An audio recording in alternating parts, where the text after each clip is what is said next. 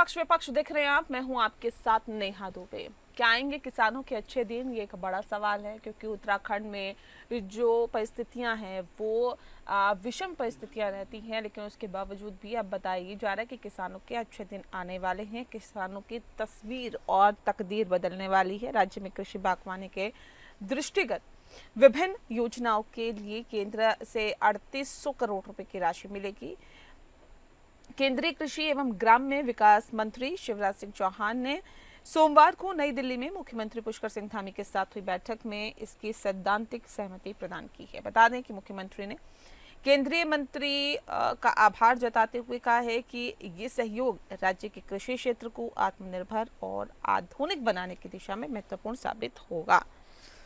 मुख्यमंत्री धामी ने केंद्रीय मंत्री चौहान को अवगत कराया कि राज्य में कृषि एवं बागवानी क्षेत्र के समग्र विकास और किसानों को आत्मनिर्भर बनाने के उद्देश्य से नवाचार, यंत्रीकरण, तकनीकी व पारंपरिक कृषि जैसे विविध पहलुओं का समावेश करते हुए 3800 करोड़ की योजनाएं तैयार की गई है।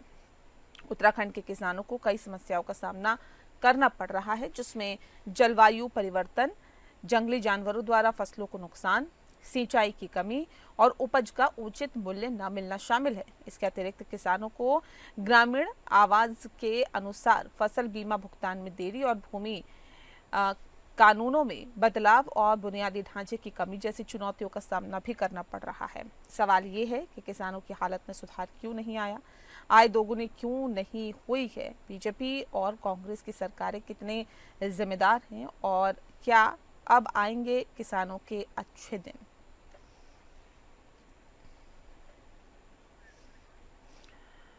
तो क्या किसानों के अच्छे दिन आएंगे, बड़ा सवाल इसलिए भी है क्योंकि केंद्र की तरफ से एक अच्छी खासी रकम मिलने वाली है और ऐसे में वो अब किसानों के लिए उनकी तस्वीर और तकदीर बदलने का काम करेगी। राज्य में कृषि बागवानी की दृष्टिगत बताया जा रहा है कि विभिन्न योजनाओं के लिए केंद्र से 3800 करोड़ रुपए की राशि मिलेगी।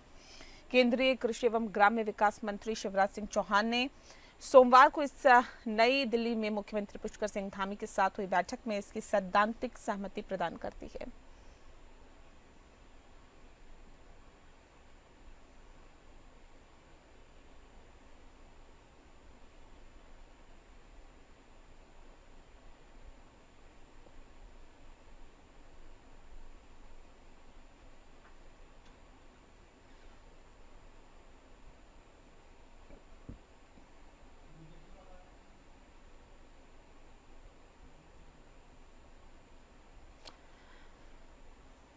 मुख्यमंत्री ने केंद्रीय मंत्री का आभार जताते हुए कहा है कि सहयोग कृषि एवं राज्य के कृषि क्षेत्र को आत्मनिर्भर और आधुनिक बनाने की दिशा में महत्वपूर्ण साबित होगा।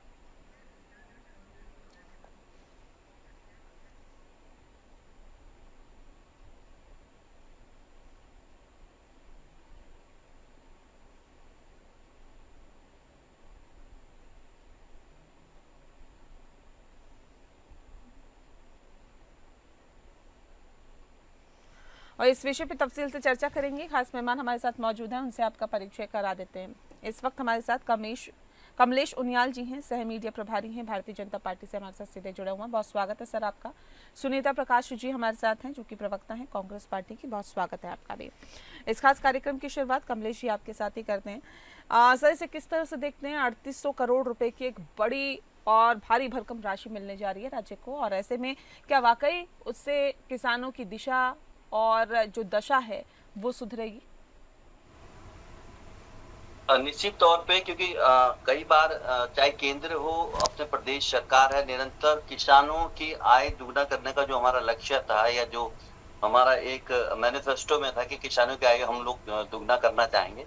और इसके लिए केंद्र, क्योंकि डबल इंजन की सरकार, जैसे कई विपक्ष कई लोगों पर मुद्दे पे दो डबल इंजन, तो निरंतर केंद्र सरकार का जो ये 3800 करोड़ की जो योजना विशेष करके किसानों के उत्थान के लिए और किसानों की जो खेती है उसके विशेष नई नई चीजों में विकसित करने के लिए, और किस तरह की आधुनिक खेती पहाड़ी क्षेत्रों चाहे तराई क्षेत्र में हो सके, और जो इजाफा है उनकी इनकम में वो किस्तों से बढ़ाई जाए। इसके लिए निरंतर हमारी मोदी सरकार जो केंद्र में है और प्रदेश सरकार निरंतर प्रयास कर रही है और लगातार इस क्षेत्र में भी कार्य हो रहे हैं। चाहे सीमांत क्षेत्र हो या कोई तराई वाला क्षेत्र हो, और चाहे उसमें सिंचाई की व्यवस्था हो या गूल की व्यवस्था हो, या निरंतर उनको आधुनिक खेती के संबंध में कृषि विभाग या उद्यान विभाग के माध्यम से नई नई योजनाएं, जो बीज आवंटन केंद्र बनाने की स्थिति हो। तो पहाड़ी क्षेत्रों में मैं खुद कई क्षेत्र में जब मैं व्यक्तिगत गया हूं तो उसमें मैंने देखा है कि कई जगह जो आने वाली फसलें हैं उनसे पूर्व ही किसानों को या काश्तकारों को बीज मुहैया कराए जाते हैं। और जहां पर कोई अगर उद्यान क्षेत्र में कार्य कर रहा है तो हमारी प्रदेश सरकार निरंतर उनको एक उचित दाम पर उनके पौधे उपलब्ध कराना और उनकी ट्रेनिंग देना, उनको ऐप के माध्यम से जानकारी देना, और ऑनलाइन ऑफलाइन उन काश्तकारों को जो नया युवा है जो पलायन की स्थिति को देखते हुए अब रिवर्स पलायन की ओर है, और कहीं ना कहीं चाहे अदरक की खेती हो, चाहे काली इलायची की खेती हो, चाहे आपके जो भी जड़ी बूटी से संबंधित या संतरे की या कीवी के क्षेत्र में निरंतर जो कार्य किया, चाहे सेब के क्षेत्र में पहाड़ी जहां वातावरण इसके अनुकूल है तो उससे संबंधित उनको ट्रेनिंग दी गई है। और जैसे फसल बीमा योजना का भी जो हमारी केंद्र सरकार चला रही है, तो कहीं ना कहीं निरंतर इस कार्य को ले जाओ, और ये सराहनीय बात है। इसके लिए एक हम लोग तहे दिल से सभी केंद्र के शुक्रगुजार हैं कि 3,800 करोड़ जो अभी किसानों के लिए या कृषि के लिए जो केंद्र सरकार ने दिए हैं वो एक आने वाले समय में मील का पत्थर साबित होगा। ठीक है सुनीता जी, ये कह रहे हैं कि देखिए 3,800 करोड़ रुपए की राशि ये आने वाले समय में मील का पत्थर साबित होगा किसानों के भविष्य को सुधारने के लिए, उनकी बेहतर स्थिति के लिए। क्या लगता है आपको कि इससे किसानों की स्थिति में सुधार होगा? देखिए रेहान जी, आपसे कहना चाहूंगी कि जितना भी पैसा आ रहा है ना, धरातल पे तो दिखाई नहीं दे रहा है ना विकास ना इनके कार्य। मेरे ख्याल से इनके लिए ये खुशी की बात है कि इनकी मंत्रियों को जो है ये पैसा खाने के लिए मिल जाएगा। आप देखिए कि गणेश जोशी जो इनके मंत्री हैं उनके पर ईडी कब से जो है इनसे मांग कर रही है कि उनके कार्रवाई करने के लिए इजाजत दीजिए। सरकार अभी तक धागड़ धामी जिनको कहा जाता है इतना हिम्मत ही जुटा पाए कि वो मंत्री के ऊपर कुछ एक्शन उठा पाए या उनके ईडी को कहे कि भाई आप आइए और इनके ऊपर जो जांच करिए आप। तो आप ये सिर्फ ऐसे मंत्री के पास जिसके पास ईडी पहले से ही तैयार है कि आप जो है हमें मौका दीजिए, इनको आप परमिशन चाहिए हमको इनके ऊपर एक्शन लेने के लिए। तो उन्हीं को आपने 38,000 रुपए जो दिए हैं सिर्फ ये बंदर बांट करने के लिए दिए हैं। बाकी आप देख रहे हैं कि जितना भी पैसा आता है वो जाता कहाँ है। इन्वेस्टर समझ देखिए, मुख्यमंत्री जी ने कहा था कि यहाँ पे उद्योग लगाएंगे, करोड़ों रुपया टैक्स पेयर का खत्म कर दिया, खर्च कर दिया, लेकिन उसके बावजूद कहाँ आपको दिख रहे हैं कि जो इन्वेस्टर समिट के में क्या कितने उद्योग यहाँ लगे हैं। आप मुझे बताइए, सिर्फ ये एक बंदर बांट का एक अच्छा जरिया है। केंद्र पैसा देता है और ये लोग उसको कहाँ ठिकाने लगाते हैं। स्मार्ट सिटी आप देखिए, बजट खत्म हो गया, दोबारा बजट मिला, उसके बाद भी स्मार्ट सिटी आप ढूंढे आपको अगर मिलती है कहीं स्मार्ट सिटी तो आप बताइए कि वहाँ पे स्मार्ट सिटी है। इस तरह से जिस तरह से इन्होंने बोला है कि ये जो है जीरो करप्शन। जवाब दीजिए कमलेश जी, कह रहे हैं जो पैसा आता है उसका बंदर बाट होता है, वो किसानों तक पहुंचे इसकी संभावना ना के बराबर है, नगण्य है। देखिए ये अगर बात कहीं की होती है तो हमारे जो कांग्रेस प्रवक्ता है विषय बिंदु से न बढ़के जब स्मार्ट सिटी की स्थिति आती तो उसमें भी कई बार चर्चा हुई है। नहीं देखिए, जहाँ तक मैं बिल्कुल उठाऊंगी क्योंकि ये केंद्र जो पैसा दे रही है आप उसको लगा कर रहे हैं। प्रदेश सरकार कोई कार्य कहीं तो दिख नहीं रहा है। मैं देख रही हूँ कि अधिकारियों की बड़ी कोठियां बन गई है, पहाड़ी क्षेत्र अधिकारी जो है यहाँ पे अच्छे से सुनते हैं ना। देखिए स्मार्ट सिटी का भी जिक्र हम करेंगे, लेकिन जब बात किसानों की हो रही है तो बात किसानों की करिए ना। ये 3800 करोड़ रुपए यानी कि 3,800 करोड़ रुपए, इसका क्या होगा, कैसे पहुंचेगा किसानों तक, पहुंचेगा या नहीं पहुंचेगा? नहीं पहुंचेगा मैडम, मैं आपको बता रही हूँ। तो मेरा ये कहना है कि मैं अपनी बात को विषय को पूरा ले लूं, फिर बोलने की अपनी बात रखें। मैं एक चीज कहूंगा कि पूर्व में ही हमारी सरकार ने ठीक है जी सुनीता जी, आ रही हूँ मैं एक बार सिर्फ कमलेश जी का रुख कर लेती हूँ, फिर मैं आपके पास लौटती हूँ वापस। जी कमलेश जी अपनी बात रखें आप। हमारी प्रदेश सरकार ने निरंतर काश्तकारों के लिए जो योजनाएं बनाई हैं, चाहे मैंने कहा फ्री बीज योजना हो, चाहे उसके अलावा सब्सिडी में बीज योजना हो, चाहे कृषि और बागवानी के नहीं, मुझे ये क्षेत्र में बताइए, जो युवा किसानों की युवा आय वर्ग है, 2022 बदलाव तक कर रहे हैं। आपने दोगुनी करने की बात कही थी या नहीं कही थी? बिल्कुल उसी विषय में आ रहा हूँ। कहाँ आप थोड़ा सा है मुझे दोगुनी बोलने का हुई? मौका दीजिए। मैं ये कह रहा हूँ कि जो हमने आज आप ये देखिए कि मैंने जो हमने जो हमारी जो उद्यान विभाग योजना है, उद्यान विभाग के द्वारा जो योजना दी जा रही है, इसमें जो घेर बार और तार बार, क्योंकि जो जंगली सुअर या बंदरों की स्थिति कहीं ना कहीं पहाड़ों में आई है, और उसको देखते हुए आज चाहे आप बचनसू क्षेत्र है रुद्रप्रयाग के अंतर्गत, या आप उखीमठ वाले क्षेत्र में या चमोली वाले क्षेत्र में जाएंगे, तो 50% जो ताड़बाड़ और घेर बार के लिए सरकार ने सब्सिडी दी है, और वहां के लोगों ने उसको लगाया भी है, और उसका रिजल्ट भी आया है। जहाँ पे इसमें 50% उद्यान विभाग, अगर उद्यान विभाग के द्वारा कोई अगर व्यक्तिगत लेना चाह रहा है, और उसके अलावा अगर कोई ग्राम या कोई बड़ी क्षेत्र है उसके अंतर्गत अगर कोई घेर बार और ताड़ बाड़ की स्थिति को सुचारू रूप से मेंटेन करते हुए अच्छी खेती करना चाहता है और जंगली जानवरों से बचाव चाहता है, तो उसके लिए घेर बार और ताड़ बाड़ योजना के अंतर्गत 50% सब्सिडी सरकार के माध्यम से दी जा रही है, और लोग उसमें कार्य भी कर रहे हैं। इसके अलावा ये तो मैं वो कार्य बता रहा हूँ जो आप ये कह रहे हैं कि बंदर बांट हो रही है। मैं एक चीज बोलूंगा, जो लोग जागरूक हैं, जो लोग चाह रहे हैं, वो लोग उसका लाभ भी ले रहे हैं। अभी हर जगह हमने विपणन केंद्र बनाए हैं, हर ब्लॉक स्तर से लेकर के हर पंचायत स्तर पे आज विपणन केंद्र है छोटे छोटे। उसमें आप ये देखेंगे तो बीज भी उपलब्ध है, आज उसमें जो छोटे मोटे टूल्स होते हैं खेती के वो भी उपलब्ध है।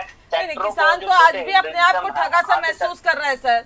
किसान तो कह रहा है कि कोई भी सरकार आए, कोई भी सरकार जाए, हमारे हालात जस के तस बने हुए हैं, हमारे हालातों में कोई सुधार नहीं है। मैं उन किसानों की बात कर रहा हूं जो परजीवी आंदोलन को देखते हुए ना कूदे, उनके लिए मैं बात नहीं कर रहा हूँ। वाकई में धरातल की स्थिति आपको अवगत करा रहा हूँ। मैंने खुद 185 ग्राम पंचायतों का खुद दौरा किया है चमोली और रुद्रप्रयाग जनपद के अंतर्गत, और मैं प्रत्यक्ष प्रमाण और आंकड़े भी इस बात के। आज वहाँ जो घेर बार ताड़ बाड़ से जो उद्यान विभाग की जो योजनाएं चल रही है उससे लोग कई लाभान्वित हो रहे हैं, कई ऐसे काश्तकार भी हैं जिनके कई वीडियो। सुनीता जी देखिए, ये तो कह रहे हैं तमाम योजनाओं का फायदा किसानों को मिल रहा है। इन्होंने तो ये भी कहा था कि 2022 तक किसानों की आय को हम दोगुनी कर देंगे। क्या लग रहा है कि वाकई किसानों के दिन बदले हैं? भैया किसान ट्राई कर रहे हैं, किसान परेशान है, क्योंकि आप देखिए दुगनी आय तो हुई नहीं। साथ में जो है, जो पहाड़ की बात छोड़िए, प्लेन के जो है गन्ना किसान है, वो भी जो है मूल्य मांग रहे हैं अपनी खेती का, वो उनको नहीं मिल पा रहा है।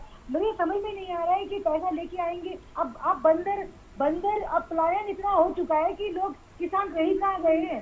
सारी भूमि तो भू कानून सशक्त नहीं है, सारी भूमि बिक गई है, सारे लोग देहरादून शहर में आ गए हैं, पहाड़ खाली। अभी आप देखिए 52 सीटों पर चुनाव नहीं, प्रधान प्रत्याशी नहीं मिल रहे हैं, अरे आप चुनाव पे आ गए, आप सबको पलायन हो गया है। पलायन होना भी एक प्रक्रिया है, और रिवर्स पलायन होना भी एक प्रक्रिया है। जहाँ पर आज की स्थिति में कई शहरों के अंदर लोग आ रहे हैं तो वापस भी जा रहे हैं, और वापस की स्थिति में उद्यान विभाग के माध्यम से कई लोगों ने अपने काश्तकार जीवन अपनाते हुए वहाँ पे अपनी आय के इनकम सोर्स बनाए हैं। जिन क्षेत्रों में अगर पानी की व्यवस्था नहीं, वहाँ कंपनी द्वारा पानी पहुंचाई जा रही है। आप अगर मैं परिप्रेक्ष्य में कहूँ, मैं तराई की बात नहीं कर रहा हूँ, ये तो सीमांत गाँव की मैं बात कर रहा हूँ। आज कीवी की खेती के अंतर्गत वहाँ बहुत बड़े बड़े कीवी पुरस्कार लोगों ने लिए हैं जो काश्तकार वहाँ काम कर रहे हैं।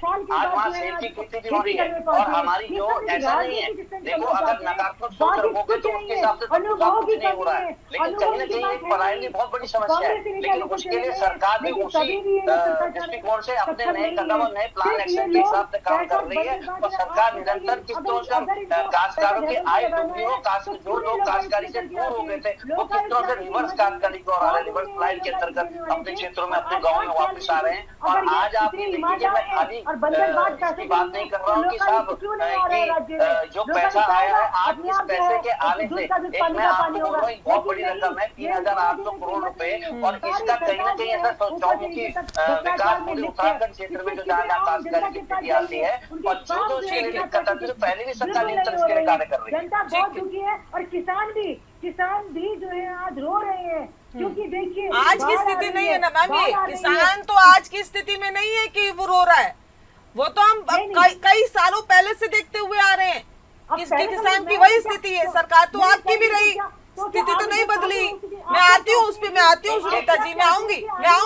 नहीं, सवाल उठाना बहुत आसान होता है, सवाल उठाना बहुत आसान होता है सुनीता जी, लेकिन जवाब देना मुश्किल, काम करना मुश्किल होता है। जिम्मेदारी उन तमाम सरकारों की रही है अभी तक किसानों की इस दशा के लिए जो कि सत्ता पर काबिज रहे हैं, लेकिन अब जब बात बेहतरी की जा रही है तो सवाल ये भी तो है कि जो तमाम वायदे और दावे किए थे उसमें कितनी बेहतरी अभी तक हुई है।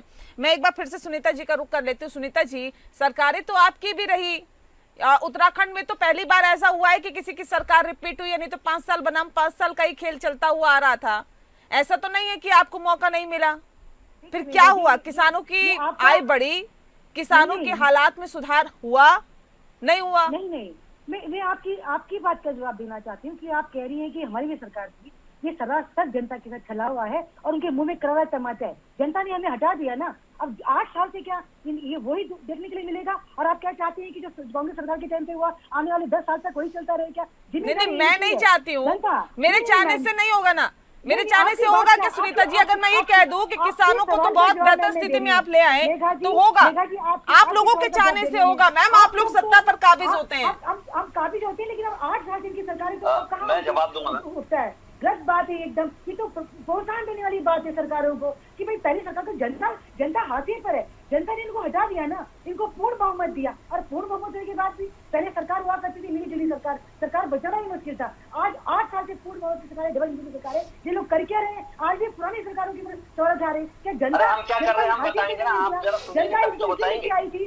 कि ये लोग हम तो बहुत कुछ कर रहे हैं। आपके कार्यकाल में 2014 से पहले क्या स्थिति थी? हमारे केंद्र में सरकार है, हमने कहा कि हम किसानों का ही नहीं करेंगे, हमने किसान सम्मान निधि करी। आज 19वीं किस्त चली गई है किसानों के खातों में। आपके टाइम पे तो किसानों को लूटा गया, किसानों के नाम पे कितने किसान आत्महत्या करते थे आपके टाइम पे। हर बार आप टैरिफ लोन माफ करने के नाम पे कहीं ना कहीं आप उसमें भी आपके घोटाले पकड़े गए। आपके कार्यकाल ठीक है सुनीता जी, ठीक है। 2014 में 2024 में हमें पुनः बहुमत दिया, 19 में हमें बहुमत दिया। ठीक है उनियाल जी, मैं एक करके बात करी ना, ऐसे नहीं। देखिए, किसी को समझ नहीं आएगा, जनता को भी नहीं समझ पाएगा, वो मैसेज नहीं जा पाएगा जो आप लोगों के जरिए कोशिश की जा रही है पहुंचाने की जनता तक। मैं उनियाल जी एक बार आपका रुख करती हूँ। देखिए, आपने कहा कि आप लोगों के टाइम पे तो जी जो किसान है आत्महत्या करने पर मजबूर हो जाता था, तो आज वो हालात नहीं है क्या? आज किसान आत्महत्या नहीं कर रहे हैं? देखिए, मैं एक चीज बोलूंगा मैम, आप मेरी बात को समझने वाली स्थिति देखिए। मैं एक चीज बोलूंगा, 2014 में हम लोग जीत के हमने कहा किसानों की आय को दुगना कर किसानों को हम स्वावलंबी बनाएंगे। हमने किसान सम्मान निधि की आज 19वीं 20वीं किस्त चले गई है उनके किसानों के खाते में। उसके अलावा अगर किसानों के लिए हमने फसल बीमा योजना के अंतर्गत उनको लाभ पहुंचाया है। उसके आप ये देखिए, चाहे आप चक्रोता की बात करते हैं, सेब की खेती नंबर 1 की खेती होती है, उसमें एक आधुनिक टेक्निक से, आधुनिक टेक्नोलॉजी के माध्यम से अगर ओलावृष्टि होती है तो ओलावृष्टि की जानकारी के अंतर्गत किसी की फसल का एक आंकलन और उसके खाते में डायरेक्ट पैसा जा रहा है। आप ये बताइए कि हमने घेर बाढ़ और ताड़ बाढ़ की स्थिति देखते हुए कि कहीं ना कहीं चीजें आती थी सामने, जनता के बीच आती, स्लेट प्लेटफॉर्म में आती थी कि भाई सब बंदरों का आज आतंक है, आज सुअरों का आतंक है। लेकिन उस हिसाब से देखते हुए हमने प्रत्येक व्यक्तिगत तौर पर भी और सामूहिक रूप से पूरी ग्राम सभा को भी हमने घेर बाढ़ और ताड़ बाढ़ के अंतर्गत कवर किया है। और उसको देखते हुए कई युवा आज रिवर प्लान के अंतर्गत, मैं खुद 165 गाँव में गया हूँ, चाहे आपका वतनसी वाली पट्टी हो, उसके अलावा जमुई की तरफ हम लोग जाते हैं रुद्रप्रयाग के, चाहे चपोल चमोली की हम लोग बात करते हैं, देहरादून चक्रोता की बात करते हैं, तो यहाँ पे अगर सेब की और अगर आप रुद्रप्रयाग क्षेत्र के अंदर आपकी भी खेती हो रही है, वहाँ का किसान आज अपनी जो फसल ऑनलाइन चेक करके ऑनलाइन ही अपनी फसल बोली करता है। और यहाँ का ऋषिकेश का, देहरादून का मंडी का जो काश्तकार है, चाहे बाहर की मंडियां हैं, उनके काश्तकार मंडी के आड़ती जाकर के वहाँ पे लेते हैं, तो कहीं ना कहीं उनको पैसा प्राप्त हो रहा है। और इसको देखते हुए, चाहे हमने टूल्स की बात करी है कि किस तरह से छोटे जो ट्रैक्टर होते हैं जो जिसे हैंड से हाथ से चलाया जाता है, उसकी सब्सिडी दी है। सुनीता जी आ रहे हैं ना, सुनीता जी ऐसे नहीं, ऐसे मत करिए ना प्लीज। मैं एक चीज मैं अपनी पूरी बात कर लूं, और उसके हिसाब से हमने तो निरंतर किसानों के लिए कार्य करी आ रही है। आज जो 38,800 करोड़ रुपए जो केंद्र से सहायता आएगी, इसमें अंतर्गत रिसर्च और नए रिसर्च सेंटर बनेंगे। आज आप ये देखिए, मैं ये तो पैसा आएगा, इसको तो लगाया जाएगा। लेकिन पूर्व में जो हमारी नियत की सरकार की, चाहे प्रदेश सरकार की हम लोग बात करते हैं कि प्रत्येक पंचायत में आप बताओ बीज वितरण केंद्र बनाए गए हैं। आप इनका अगर आप डाटा देखोगे मौके में, अगर आप इनका जीपीएस निकालोगे तो आपको यथावत टाइमिंग के हिसाब से खुलते हैं और टाइमिंग के हिसाब से कार्य कर रहे हैं। कोई फसल, अब आलू की फसल आने वाली होती है जिस समय, उससे पहले ही बीज काश्तकार लगाता एप्लीकेशन और उसको उसकी जो डिमांड है उस डिमांड के आधार पर उसको बीज मुहैया कराए जा रहे हैं। और बीज में जो खाद हो या ट्रेनिंग की हम लोग बात करते हैं तो निरंतर ब्लॉक स्तर से लेकर के पंचायत स्तरों पे इस तरह किसानों को ट्रेनिंग दी जाए कि भाई ये सुनीता जी, सुनीता जी ये कह रहे हैं कि देखिए हम तो बेहतरी की कोशिशें कर रहे हैं और किसानों को उसका लाभ भी मिल रहा है। कह रहे हैं किसान सम्मान निधि के जरिए भी उनके खातों में सीधा ट्रांसफर हो रहा है। ऐसा नहीं कि यहाँ से 1 रुपया भेजा जा रहा है तो वहां पे 10 पैसे पहुंच रहे हैं, 25 पैसे पहुंच रहे हैं। जितना भेजा जा रहा है उतना पहुंच रहे हैं, उतना उन किसानों को फायदा मिल रहा है। और इसका ही नतीजा रहा कि लगातार इनकी सरकार रिपीट हो रही है। उत्तराखंड में तो रिकॉर्ड दर्ज हुआ है कि पहली बार ऐसा हुआ है कि सरकार रिपीट हुई है। तो सवाल यही है ना कि अगर नहीं मिल रहा होता फायदा तो क्या रिपीटेशन देखने के लिए मिलती? देखिए मेघा जी, मैं कहना चाहूंगी कि पहली बार इनको डिसीजन नहीं मिला है, पहले भी सरकारों को मिला है। तो मोदी जी के चक्कर में जो है लोगों को कहते हैं ना कि बिल्ली के भाग से छिक्का फूटा, वही है। यहाँ पे ये जनता, इनको ही पहले सरकार बनने का मौका मिला था और जनता ने नहीं हटाया था। मोदी जी के नाम पे मोदी जी ने लोगों के जो है छिक्का फूटा, वो इनकी स्थिति है। लेकिन आपने जनता समझ गई हमारे कार्ड बोला है, लेकिन जनता समझ गई क्योंकि कार्ड की आने बार-बार करती है कि कांग्रेस का जो विकट और लेकिन आज जनता हाशिए पर है, बेकार कार्य कर रहा है, उसी का जो नतीजा है निरंतर भारतीय जनता पार्टी की सरकार आ रही है और भारतीय जनता पार्टी की सरकार आ भी इसलिए रही है क्योंकि जनता जानती है कि हमारा ठीक है। सोनिया जी बोलने दीजिए ना उन्हें, मैं आ रही हूँ। चकबंदी चाहिए, चकबंदी कब करेंगे? चकबंदी देंगे लोगों को। खाली ये भीख मांगने कटोरा लेके बैठे हैं कि केंद्र से पैसा आए और इससे जो बंदर बांट में खत्म हो जाए। तो भीख की क्या बात है? डबल इंजन की सरकार है तो इसका फायदा उत्तराखंड वासियों को नहीं मिलना चाहिए क्या? और नहीं मिलेगा तो आप लोग ही कहेंगे कि देखिए डबल इंजन की सरकार है, क्या लेके आ रहे हैं ये केंद्र से। आप भी देखिएगा, आप भी यही है, मैं भी यही हूँ कि कितना ये पैसा यूज होता है, फिर हम बात करेंगे। मैं देखती आ गई हूँ, सुनती आ रही हूँ, 8 साल से कितना पैसा केंद्र भेज रही है, लेकिन धरातल में वो नजर भी तो आना चाहिए ना। स्मार्ट सिटी की आप बात कर रहे हैं तो मैं क्यों ना कहूँ कि केंद्र से 2 बार स्मार्ट सिटी का भी जिक्र करेंगे अब, लेकिन जो विषय किसानों का है, किसानों का विषय इधर उधर हो जाएगा। हम बात किसानों की कर रहे हैं, अन्नदाताओं की कर रहे हैं, हमारे पेट को पालने वाले इंसानों की बात कर रहे हैं जो लगातार अपनी बातों को भी उठाते रहे हैं, लेकिन उनकी सुनवाई कहीं नहीं होती है। सरकारें आती है जाती है, लेकिन ये 3800 करोड़ रुपए की राशि जो मिलेगी, इससे उम्मीद की जा रही है कि उनका फायदा कहीं ना कहीं होगा, सीधा जो डायरेक्ट तौर पर उनको लाभान्वित किया जा सकेगा। अब कितना उन्हें फायदा मिलता है ये आने वाला वक्त ही बताएगा। बहरहाल बहुत शुक्रिया आप दोनों मेहमानों का हमारे साथ इस खास चर्चा में शामिल होने के लिए। पक्ष में फिलहाल के लिए इतना ही, मुझे दीजिए इजाजत, नमस्कार।